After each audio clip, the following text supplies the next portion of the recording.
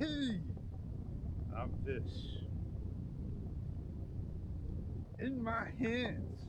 No, it's not a GP3 GoPro Hero 14 Black. It's coming out. I thought I'd get my camera recharged up. We'll get a couple of shots.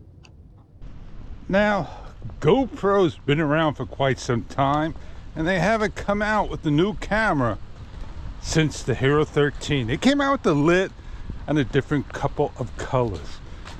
Not really what I want. Low light performance, not there with GoPro today, but soon it's going to be there, almost or even better than the Ace Pro 2. But coming out is going to be the Pocket 4 in a couple of weeks, and that I am interested in. Oh yeah, cameras are coming out. Insta360 Ace Pro 3, the Pocket 4, and other good cameras for the summertime. Are you interested in a new camera? Man, I've been seeing how old point and shoots are being brought back.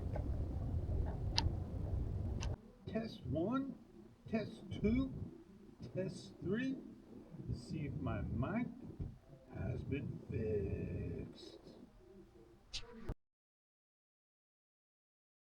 Test 1, 2, 3. Test 1, 2, 3. Cleaned out the mic holes.